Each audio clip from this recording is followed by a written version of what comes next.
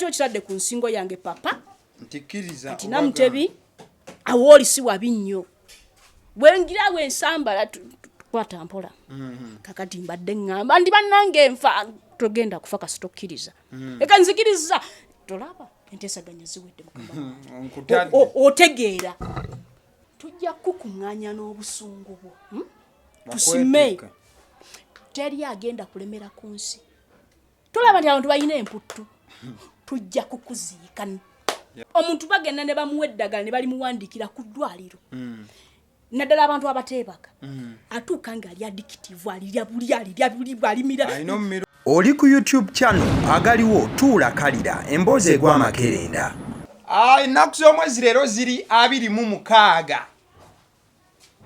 omwezi gwa October ekitegeeza olunaku lw'ejjo lwe lunaku amaalo ga bbaasi lwe baagagaana nga 25 October lwageze maaso n'okuba nti lutuuka woba wali muto ng'akayimba mwakayimba kaako nkutumidde abasidi omusunsu ziri erinnya agaliwo gwe mukutu kwe tuli n'olunaku lwaleero tugenze maaso n'okuba nti tugoba bumale nga sinakuwa kansona Namutebi genda maaso n'okuba nti akubuuzaako kyagala kutegeeza ko Alson Painters UG bano bagamba bagenda maaso okuba nti bakusiigira langi ekizimbe kyo kuviira ddala ku kalina ennyumba eza bulijjo ina mizigo gy'abapangisa oyina ruumu emu oziina nga ennyumba wazisiiga langi naye ng'olaba tekyakufaananira bulungi osobola bakubirako ku 0705 19 36 ne bagenda maaso n'okuba nti no bakutuukako akabeeyi mujja kuteesa buuza ku mulabi tugambe ebigambo.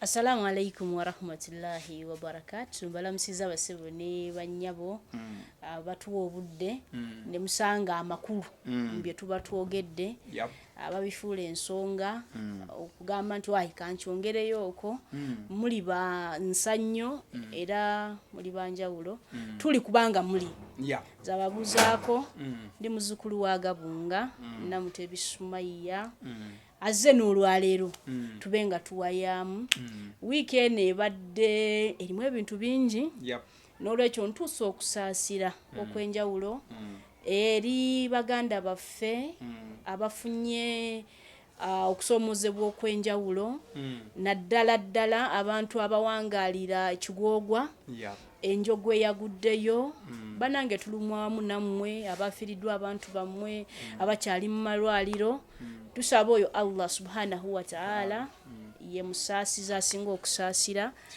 ye nannyini kugaba shifa kuwonya abakakkanye abasuuse akibayiseemu kibe kyakuyiga tusanyukira wamu n'abatuuse ku birungi kuba nabo ntokolo bangi abafunye ebirungi abakuziddwa ku mirimu abazadde abaana abawasizza n'abafunye ebintu ebisinga ne kwebyo so tusaba Allah bibawemu obulungi abibawemu okubyeyagaliramu amin tukomyewo tunyumye kale abo tugenda maaso n'okuba nti tutunulira wiiki gye yava tujja kutandikira gye yaviira tujje nga tutambula paka we yakomekeredde wiiki we twatandikira twalina ebintu bibiri batugenda kusooka n'ekisooka tudde ku kyaddaku tugenda tambulira mu oda ya wiiki nga bwe yatambula olunaku lwali lwa Monday tuva mu kuziika kwa mwana mulenzi Gravity Omutujju maama we eyava mu bulamu bw'ensi omukyala America joina omwoyo gw'omugenzi mukama agulamuze kisa maama wa Gravity Omutujju omukyalo oyo agenda maaso n'okuba nti ava mu bulamu bw'ensi eno bayimbi bangi bagenda maaso n'okuba nti no babeererawo nnyo Gravity Omutujju twalaba ku Dr. Jose Chameleon twalaba ku Edrisa Kenzo Msuuza twalaba ku mwana mulenzi Mudra Divairo n'abalala bangi nnyo nnyini ddala wabula ekya standing out ye mwana mulenzi amanyiddwa nga Mikie okubeera nti teyakoma kubaka bwe yawandiika kozi Bob Wine yawandiika obubaka n'abuweereza Gravity bangi kyabeewuunyisa nnyo olw'ensonga ezaali zibaddewo alia ne Mikie but Mikie yava ne kubeera nti atypinga ne keyboard n'asituka najja n'abeererawo Gravity Omutujju they had a light moment there kahag wano na wali era nekokoto mwana mulenzi Mikie yagitabulira ddala mukadde kali nga basiibula maama naye later kya sparking a lot of reactions olw'ensonga nti emabega waliwo ko showbiz ezaali ku lunaku lwe lumu Gravity ne Mikie ate Gravity ekintu ne kitatambula nga bwe yali yakibaze ka this time round bangi balumba Mikie naddala abawagizi ba omwana mulenzi Gravity ne bagamba nedda agoma bikansaamu tewandize olwoza otandize tebyanditambudde and all that. What is your say about the gesture ne reaction ezajja thereafter? Okay, kakati ekirimu ebintu bibiri. Tukulira mu maka ag'enjawulo, tuva mu mpya ez'enjawulo. Ebiseera ebisinga tukiikirira gye tuva. Enkula y'omutwe ekuwa ensanirira yaago. Omuntu alina ekiwalaata tayisa wano kakulula kubanga tewaliwo kyakola kyasanirirawo. N'olwekyo Mikie yalaze ye mukwaya sentamu yaani. Okitegeera? Ffe mu Buganda ekigambo Buganda kiva mu Buganda. Obuganda. Okitegeera? Obuganda buyina ensa. Okitegeera? Ekigambo kufa oba kufiirwa kiwanvumu. Mu Buganda omuntu waafa kireeta kunyolwa, kireeta maziga, nyinyike, kuyongobera, miranga, biwoobe, okuluma okw'obujiji, the agony, that exquishing pain. Ate no munange kisinga okuneewuunyisa kufa, okumanya kitendo ky'amaanyi. Byonna byenjogedde ebyo tebituuka ku mufu, bituuka kufa abalamu. Mwe baabalese. Kyova olaffe mu Buganda omuntu waafiirwa tumusiba ekimyu. Okumunyweza gume abeere wamu. Gumira okwo. Okitegeera? So omuntu ali bw'aba amaze okuva mu nsi n'ayawukana n'aweebwa n'ekitiibwa ava mu muntu n'afuuka omulambo. Ne bamuyita era ekitiibwa kye bagamba mayiti ya Namutebi etuuse, omulambo gwa Sumayiya guliwa. Okitegeera? Byonna bikwawukanako. Teri asobola kujja ng'anoonya mayiti yange n'abuuza muwala wa Haji aliwa. Banoonya mu balamu naye bagamba omulambo guliwa. Okitegeera? So essaawa nga yakulumwa nga yakujijiira ffe mu Buganda byonna tubiteeka ebbali. Ne tubeererawo abantu abo nga bayita mu kaseera ak'okujobegana, ak'okunyiiziira. Because at that point omuntu aba lacking a sense of belonging. Baba n'ebibuuzo lwaki nze? Why me? Katonda ondeseewa. Kyovala ffe mu kukungubaga tetukuwa bbanga. Nonno muganda wange mukwaya ne mukadde wange Robert Kyagulanyi Ssentamu. They agree and disagree on principle. Naye ekitufuula Abaganda oba ekitufuula abantu ab'ensi era abasuusuwazibwa bye tukola. Okitegeera? Gw'oli waddembe okwongerayo empala naayo. But even ne we tuba mu lutalo, I want to challenge you viewers, ne we tuba mu lutalo, there is a moment where we say cease fire. Okitegeera? There are rules we don't violate. There is that parameter. Nti we tuba mu lutalo abaana tebakubwa. Abantu ba Red Cross tebakwatwako. Omukyala ayambibwa. Once you violate that, even the international laws come in. Ne bagamba gwe osusse woyina okola ki? Okoma. These are rules of engagement on anything. So they might have disagreements here and there. And in business, we cannot all have the same ideologies. Exactly. Okitegeera? Balina obutakkaanya naye humanity, obuntu. Oli afiiriddwa maama we, akaaba alaziirana, essuubi limuweddemu, aziika ekitundu ku ye. The mom is gone. Omuntu gw'abadde agabana naye emmere, omuntu eyamuweka ku mabega ge, omuntu eyamwambaza. It is not right gwokulowooza nti era empala n'ekyaba waffe. Afiiriddwa. A part of Gravity was buried that day. Ekitundutundu ku Gravity kyazikibwa kwolwo. Memories is all he left with. Okitegeera? So abantu ekitukuŋŋaanya ng'omuntu afudde tebiba bifaananyi. Kuba kulaga nti sekiriba kyattaka. Buli omu ali kyambala. Tujja ne tukubeesabeesa mu kaseera akaki akennaku. So ababadde bagezaako kizanya this way round, there are rules of engagement to each and everything. Tulina bwe tukoma. Okitegeera? Bw'oba osuna omuntu tomuyuza luli baakakasa nti omusunye. So Mikie Wine yalaze kye bayita charisma, obukulu, obutegeevu, n'agamba this is me, I was raised like this. Mwete mu implanting mu bukyayi bwammwe, abantu balina obukyayi ku basenga ababwe bajjajja baabwe kati banoonya gye babutambuliza. Agamba someone wants a justification lwaki awala na muganda we. Kati naganda ati ye Mikie Wine yamisonyiye mangu bw'atyo. Ffe tubadde tukyakiriko. Gwe naani? Kati waliwo abakisigaddemu bokka. Okitegeera? So that is the gesture. Yabadde nnungi nnyo. Abayimbi mwebale kubeererawo Gravity. Gravity, we love you. We are here for you. Mommy is no more. But at least Mommy witnessed your moments of glory. Mommy held your hand at your lows. Your best and worst. Your Mommy was there. We pray. Mama no yasukuluma fe mbusiramu. Omubaka Nabiyuna Muhammadin sallallahu alayhi wasallam waliwo omuntu yamutuukirira namubuuza nsinge kwagala ani. Yamuddamu bw'ati hummuhu mama wo. Naddamu namubuuza we mmala mama anzirekaani namuddamu hummuhu. Damu mama wo namubuuza ogwokusatu we mmala okwagala mama anzirekaani ya Rasulallah namugamba ddamu oyagala ennyoko. Mama tumwagala ebitundu 75 ku buli 100. Taata tumwagala ebitundu 25 ku buli 100. Bino bye mulabanga abantu boogera ku mama ne bakaaba. Si lwakuba nti balina kyejo. Buli omukwano guli inborn. Mu mwana ayawukana n'ennyina ku kirira. Omukyala asula nga atunudde waggulu bw'ati n'olubuto olwenkana akatamu. Okitegeera? That love is inborn. Tetugyekakaako. Nze mba njogera ku mama wange situula waggulu. Okitegeera? Simunyumyanyumyako. Simwezirabangirako. Okitegeera? Mama. Ensinga ekkubye mama. Nga bikusobedde mama. Yes, waliwo abagamba ate ffe bamama baffe batukoze ebintu. Tagenda kukola bintu. Bimenyewo. Olunaku lwe yagenda n'awaayo obumalirivu bwe akulete ku nsi. N'ekintu ky'okufa bannange Africans tuyine ennono.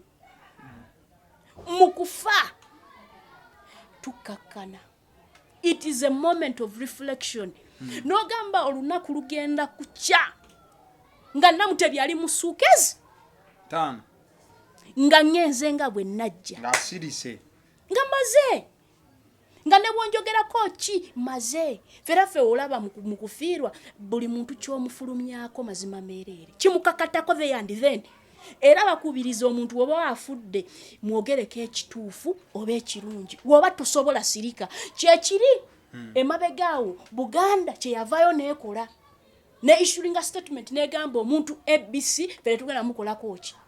Statement. We won't say a thing about lwaki tuwe famire y'ekitiibwa bamukungubagire bamumoninge bamufiiringe nti akoze eki agenze. How you interpret it, that is your business. It's up to we you. Honor the dead. Mu Qur'ani namba nze ndi musiraamu era ngenda kuliretinga ku kyensingo kyenkuliddemu. Very good. Mu Qur'ani yonna Allah ng'ayogera naffe munantereza wemba nsobezza. Tewaliwo aya nga Allah atwashwaringa okuleka kukufa. Allah agamba kulli nafsi zalikatul maut. Yagamba buli mwoyo guliroza gugenda kuloza ku buwomerevu bw'okufa. Every soul shall test death. This has nothing to do with your religion affiliation or your political attachments and contributions whatsoever. Your soul, my soul, will test death. Nze wenfa tekitegeeza nti kabuliyo gwe bikiddwa. You will surely go. You will surely go. I can assure you of that. Enkoko zisalibwa ne zifa. Mwoyo gw'enkoko gwa gukombye kuki? Munyere efe kiyenje enjuki kulli nafsi. tewali kuffe ayina exception fena tugenda njagala otunule wane kasubi ku masiro basekabaka baliwa Allah yatwenkanyanganya wekyatuuka ku kufa gwe mutu wamwambaze engatto oba agenda kutambula ffe tukuyinaako buzibu gwe mutegeko ebijolobero oba eri agenda ku show it is okay yatwenkanyanganya gwe bomanyi nga ab'amaanyi nze we nakakasiriza nti okufa ate ngenze enkula Allah yagenze n'akwatako waggulu awo Queen Elizabeth neŋŋamba Allah ku magezi ge bayina sente ze bayina n'obudde bwe bayina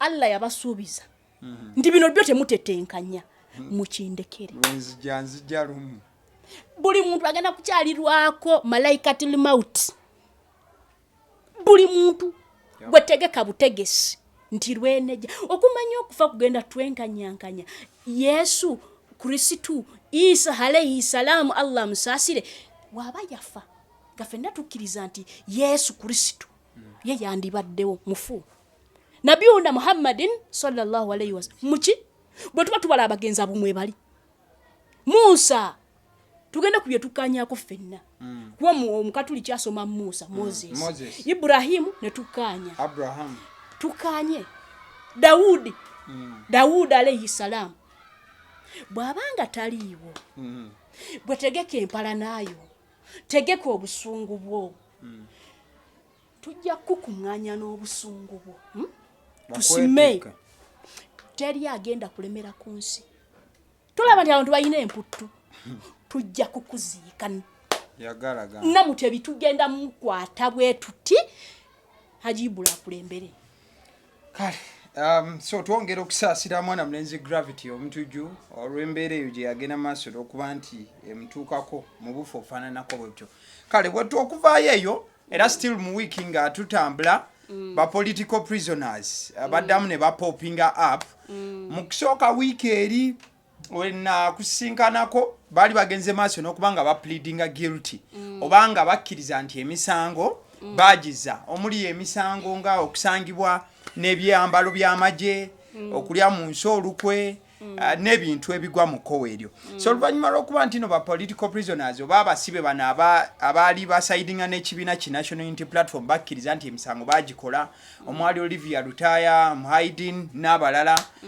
bangi bali 16 be bagenda maaso okuba nti bakkiriza if I stand to be corrected ku kyenamba bwe bamaliza okukkiriza emisango wiiki eno bagenze maaso n'okuba nti no balabika eri omulamuzi maaso g'omulamuzi eyagenze maaso n'okubanga abasalira emyezi gyabadde 3 n'ennaku 22 ze baba bagenda maaso n'okuba nti bongera okumalayo kibe nti kijjuza ekibonerezo oba ekyandibadde emyaka emeka 5 ewamu obwebala ebbanga libamazeeyo kane lino lyeyabasalidde obala nti kale oyinza ga myaka 4 kwemeka kwetaano gye baba bamaze mukomera then bwe banaamaliriza bajja kufuluma njagala tuyambeko ku bintu bibiri ekisookera ddala ekikolwa ky'okubeera nti batuuka ku ndebolebo oluvannyuma lw'emyaka egisukka mwena nga bali mukomera okutuuka ne basizinga fayo bankozesa ekigambo ekiro oba ne batuuka ne bawanika ne bagamba mumanyi tukkiriza ekyo kye twagala tuyambeko mu kisooka ekyokubiri what next okusaidi ey'ekibiina kye balinako affiliation nga bavudde ku kowaza ekibiina ekyokuba nti kibagamba no tustandinga ku kiri tetwazza musango bo bakedde ne bagana nedda kati tuyisizeemu saidi awo kakati nsaasira era nyolerwa wamu ne famire ez'abantu wajjeko bano bokka balabikira mu kamera ne mu mawulire abayina ebizibu ebigwa mu kkowe eryo one for this particular 15 waliwo ebintu bingi ekisooka we need to understand who is a political prisoner and by definition I stand to be corrected always era nze totyanga okuntereeza a political prisoner is someone abeera arrested detained naita mu mateeka due process yonna for their political belief oba political belonging enzikiriza yaabwe y'ebyobufuzi bwe baba bagwa or their political ideologies. Eggwanga Uganda lyetulimu, it's a multi-party system, whereby in search for democracy to be fully dispensed, we are expectant of different political parties and different political players in the field or in the arena of politics. Now, we have a group of young people whose age bracket is almost the same. They've been picked and charged. I'm going to stay on principle because the charges of which they've been sentenced, it is possession of explosive arms. I'm not going to sit here and go alarming abantu ku bintu ebitaliyo. Categorically, Brigadier Freeman yagambye basingiddwa omusango gwe bakkiriza nti basangibwa n'ebiki era yagambye yesigamye ku kukkiriza kwabwe n'ebibaluka explosives. When I have a question as a person, when did we get to a point that civilians are arraigned before a military court? Webuza lwaki abantu ba bulijjo baleetebwa mu kkooti y'amagye? 2, the time they've been on remand is quite wanting. I expected that these charges would be dismissed, in my understanding, or dropped for want of prosecution. Then 3, these people, nga mumaze obba categorizing and mubayita the political prisoners, as you say, nga mwe mukitamize. Njagala okumanya, what was the criteria of picking them out? Bwebali babakwata bagendera kiki kye bagoberera? You get my point. These are some of the questions that are not explained or answered. Because of recent, the Constitutional Court, court yansukulumu etaputa amateeka, yavaayo ne pronouncing nga negamba si kya ddala, si kya mazima. It's not right, it is illegal. Oshegera, for someone to be paraded before a military court when he or she is a civilian. There are courts to handle that properly, to dispense justice at whatever level. So there is a mix-up. I am beginning to think we are heading back to the days of 1983. In 1883, there is a young lady, 24 years of age. Yakwatibwa nga bamutebereza okuba nti yali secretary wa DP by then. Omwalo ne bamutwala ne bamutereka ku Nile Mansion. You do some research, these things are there. She was tortured, so many things happened. A number of people died in 1883. Eventually, omwalo oyo n'abula. Okitegeera? So I am seeing a rebirth of the same activities. Yes, I see history repeating itself. I don't know Abaganda abafa abali mu bifo bino ebyobukulembeze, they don't see a cycle. Okitegeera? 2, I want to talk about the torture. These people, the so-called political prisoners, endure or go through. They've come out and lamented and vetted so many things. They are psychologically tortured. They are physically tortured. They are mentally broken. It is not wrong to belong. If we are saying we are playing by the rules, it is not wrong to belong. Nze ndi wano. Okitegeera? Bwe muba mubakoze ebintu bino byonna, they are sexually tortured. Abaana bavaayo ne bagamba bankolese mu kabina. Sorry to say. Abaana bavaayo abaana ne bagamba they pumped me with this and that. Sorry to mention. But as disgusting and agitated it is, it has to be said by some human being. Because it is what it is. It is, yeah. These are facts. Is it just enough to come and say these people have consented? How was this confession extracted out of them? It is a question now. Kuba wakyaliwo abakyagaanya okukkiriza. Yes. Era bo baabongerayo baabazza. If you're saying you relied on that okuta abaana bano ng'obasibye emyaka 2 plus, does it even make logic? You've chained me oninye ku nsingo ate tuli mu kuteesa. Oteesa otya n'omusibe. Does that even liaise with the normal human beings reasoning? Okigala kyo kitadde ku nsingo yange papa. Ntikiriza. Ati Namutebi awooli si wabi nnyo. Bwengira ensambala kwata mpola. Kakati mbadde ngamba ndi bannange nfa togenda kufa kasitokkiriza. Eka nzikiriza tolaba enteesaganya ziwedde mukamba. Otegeera. Ashegera.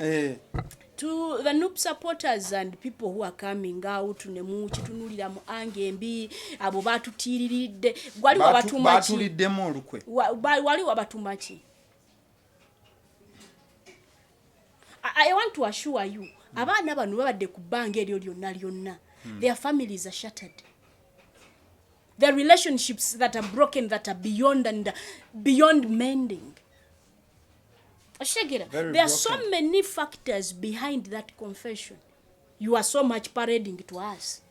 Era we mugireeta mutunyonyola ati kakati olaba era bamaze ne bakkiriza we mubakuba mbajja kuba bulungi abo baffe.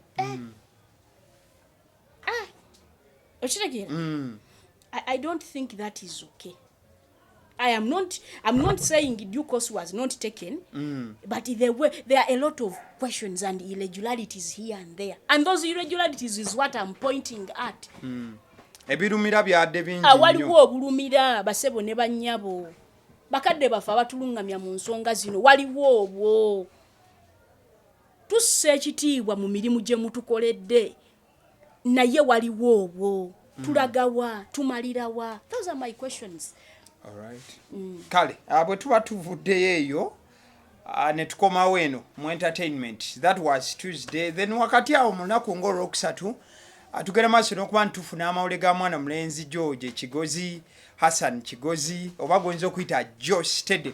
Amwana mulenzi Josh Tedde gye buvuddeko emabega eri yavaayoko n'agamba nti mikwano gye gyali gimunywesezzaako awo ebiragalalagala by force oba mu mbeeremu oba endala wabula ate oluvannyuma ne kitandikira omulabikiramu engeri gye yali atandise okweyisa n'endabika ne bwe yajjanga ku zi performance ezimu ng'aba mukambwe akola atya.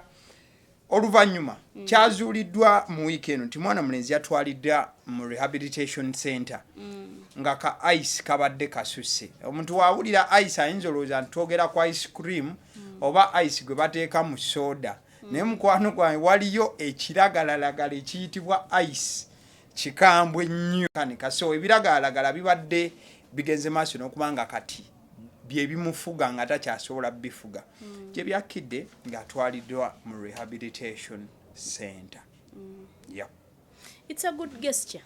It's a right step into recovery.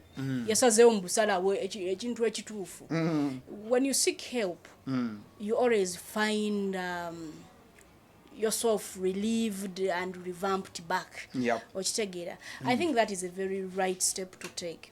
However, on a larger note, basebo ne bannyabo ebidagala oba okukozesa obubi ebintu ebyenjawulo tekiri mu bayimbi bukka.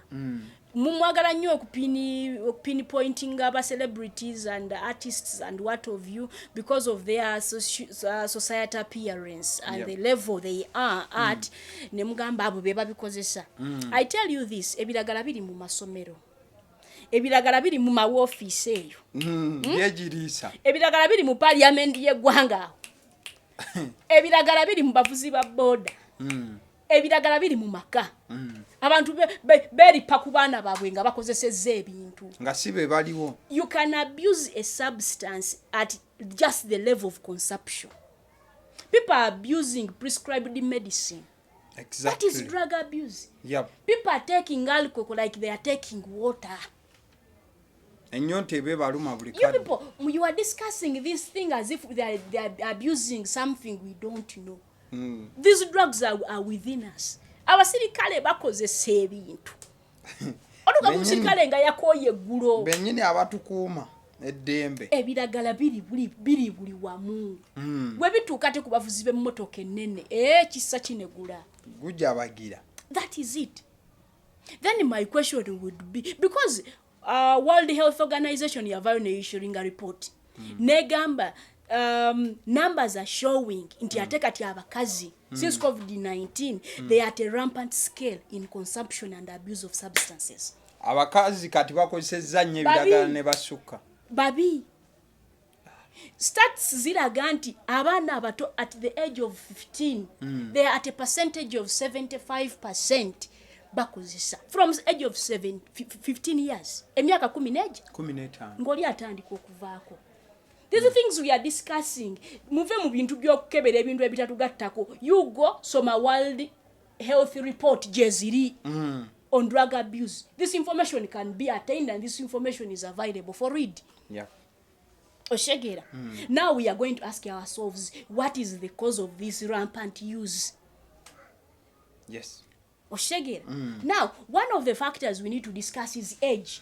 Emyaka. There is a scale, an age group of people that are doing drugs at rampant. That is one.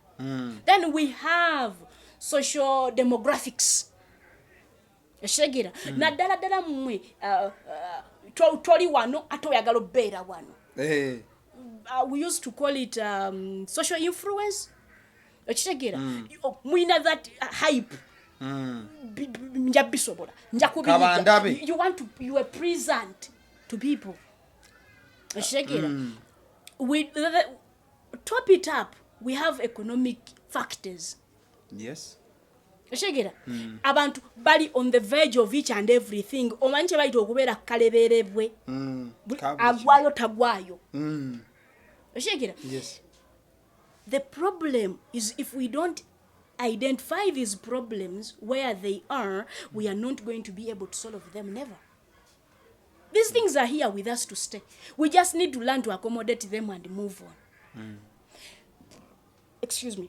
Organizations ezenjawulo jeziri ne wana Uganda weziri. Yep. Can you do more drives? Can you educate people more? Can we research more? Can we make this information available? Are people self-aware they are abusing these things? Ababikozesa n'abamu tebamanyi nti nno kye bakola kikyamu. Tamanyi. Omuntu bagenda ne bamuwa eddagala ne bali muwandiikira ku ddwaliro. Naddala abantu abateebaka. Atuuka nga ali addictive, alirya buli alimira. Alina omumira obuwera asobole okweba. Buyina that stimulation gye bumuwa abeerawo nga akayoya. Era ogenda obalaba atuuyanirira emirembe gimuweddeko n'abantu abatambula n'obucupacupa obwo bw'amazzi. Enjaga etambulira obwo buntu drugs ezimu zitambulira mu cookies. Nze nnako wembimanyi. Oba babikola batya babutambuliza mu cookies. Nga bw'ogirya obuwomerevu bw'ofuna tebubanga. N'enkyojja kulya bakatunda emitwalo egyo. Kakuki. Omanyize byange ntera okutambula n'experience nja kabaleetera era tukawoono nga tutandika tunamalira mukakase. Apana. Omutwe gwanyu munafu. They are marketing these things at a different level and they are packaging them in a different and more appealing. It is easy to access. Enjaga n'ebintu ntubiri mu university. Ate yo gunyuma. Oshegera because batukanga teri amukuba ku mukono. Yep. Abana bayina too much freedom. They have not been informed how to transform into adults, how to use the freedom or the rights ze bafunye nga abantu abakulu. Kati atuka ku university n'agamba wanonza gulawo. Nyingira lwenjagala. Eddembe. Peter Kambalage. Oshegera. Atandikanga asaaga nekituka nekikola ki nekimulya. So n'olwekyo tukubira ebitongole n'abantu abali eyo mu bitongole bya gavumenti, ebitongole bya nakyewa n'abantu ng'osobola busobozi tuteekewo emikutu okuyamba ku bantu bano. Okitegera kyewuunyisa nti mu disitulikiti ezigenda mu 177 ze tulina mu ggwanga Uganda tewaliwo district center nti omuntu tumurehabilitatingira wano kubwerere nti omuzadde asobola okuba n'omwana we ng'amusobedde afuuse ebijoberebe amuvudde mu ngalo yes naye nga tasobola musitula mugambe Namutebi tugende ku district bakubudebude abobwerere webali everything looks into the pocket and before you know it even suicidal cases are going rampant very if we don't I had a report last time nga namba ziri waggulu nnyo ku bantu ab'ettaka tina okufuna ebirowoozo eby'ettaka okitegera so we need to go back to the core of these things and we need to be realistic about this information nga tugipassinga basebo ne bannyabo abaana bamwe bayita mu stages mpaka ku stage ey'okwetta omwana atuuka nga tasobola ku affordinga buno obuntu bwe bagula nga bwa 15 bwa mitwalo 2 abaana ababakungu bakozesa ebintu bino I liaise with these people. I sit with certain people. I'm blessed. Naye ng'omumanyi kikomeko we tuviira wano gamujjako oshegera we are not making it into kikyusiza abaana bamwe kyemuva mulabanga they are not conforming tebafaanana bye mwagala bafaanana nolaba omwana yesika alinga sitro notabuuza Chichi, what's the problem? Okitegera? Yep. Omwana yali ngali he or she's a sports person. An athlete. Ebidagala biri at all levels. Mulekera okupinpointing and gundi omuyimbi gundi yavuddeyo munakatemba gundi mbabulire the worst case scenario is within your household. Tononya walala. Tononya. Mwabaina abana simanyi mu national schools. Muli tunyumiza mulifuna obudde.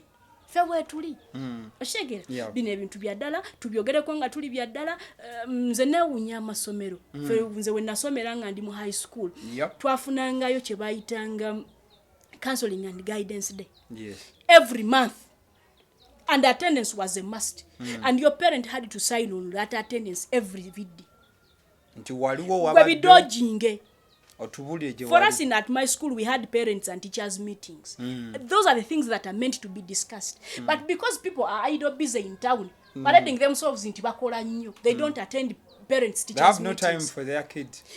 Omusomesa kubira. Nga kayonga afuse kayongo tategerekeka. They are telling you please come we address these situations. Omwana atabuse. The reactions are so bad. Some parents are not parents, the kids are the parents.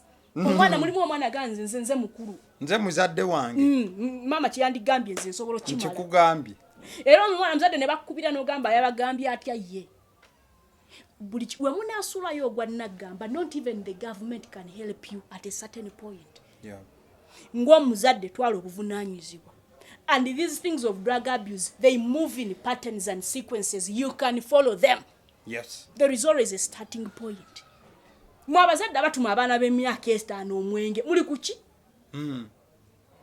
omwana aba tempted okutestinga amanye kanu ke bantuma buli kadde kali bwawunyako nagamba wayi buliba omugenyi lwakyadde n'amuwa 10,000 nga bubadde nga akantu kano nja kukanywa nga ndi mu buliri muzadde osanga ebintu mu bitanda by'omwana bo notafaayo kubuuza naye omwana w'emyaka 13 musanga buli lw'ennongose ekisenge kiwaliyo obucupa bwa gundi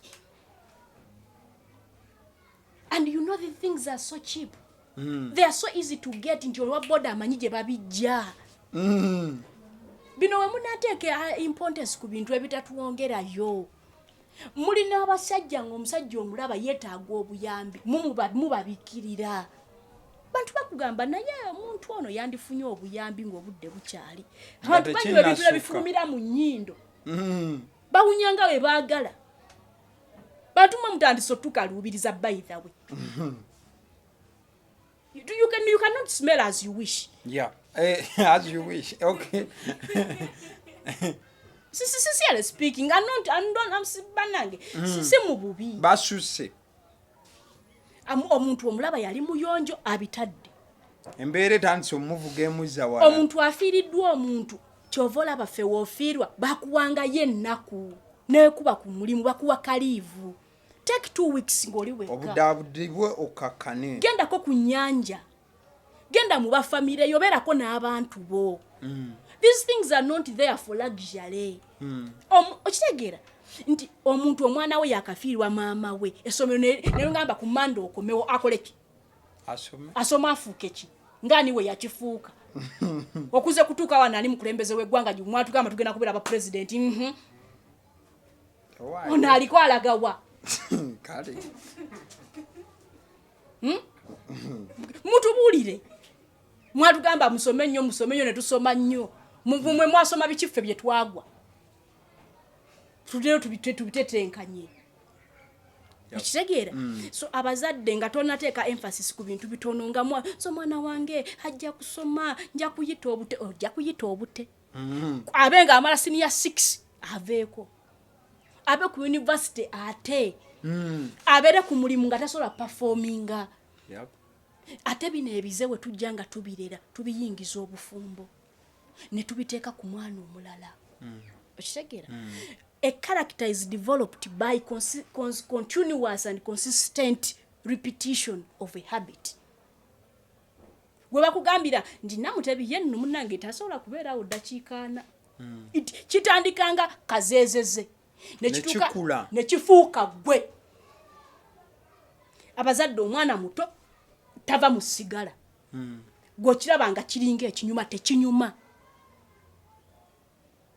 Okitegeera bino bye muwoza omwana wange takubwako abaana bammwe abatagambwako mubasibire ewammwe gye batagambibwako ate mulwane bawase n'abatagambwako balala batagambwako bannaabwe temubatuleetera mukoleyo akabiina ke bayita tetugambwako no automatically owase atagambwako naawe togambwako muzaale n'antabuulirirwa okitegeera drugs is bigger than that. Chiri mu buli level. Some of you muyinza okuwulira nga njogera ebintu bino ne mugamba naye nga atakitwale neno biri mu butale biriwa kate tumanyira wakitandikira. Buli we tudda we biri.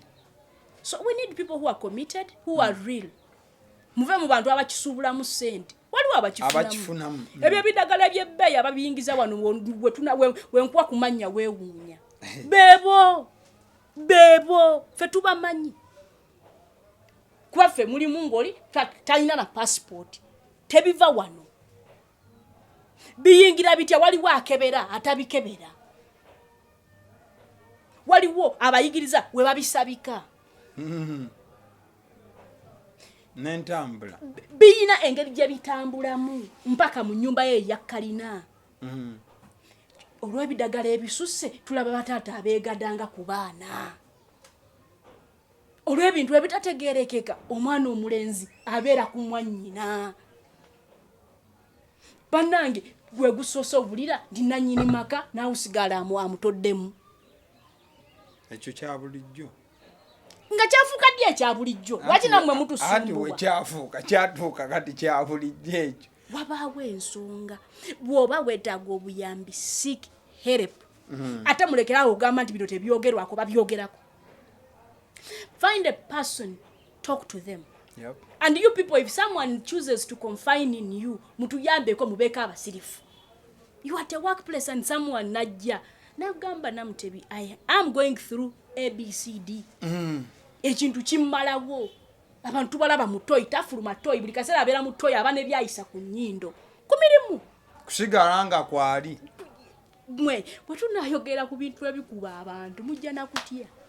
So omuntu omulala yafuuka kakopo buli kaseera abane chai mujja kukakasa chai gwe banywa gwe munoonyereze mujja mandi abaayo kya mulaba mulimu abantu nga bwe wabeera abanakacupa ka soda ekika kimu ate wa level yemu bannange koko buli kadde abane soda we yenkanaawo mu kacupa ke tayambuka takkirira mujja ojoka okamusabe akugulira okebero baddala soda akugulira 1 lita nenga tonywedde ku sodo agagwe bakuwe erigwe ono mundekede ono waba tekutakumala bakuwe na katoni okukakasa nti ogenda kunywa kuno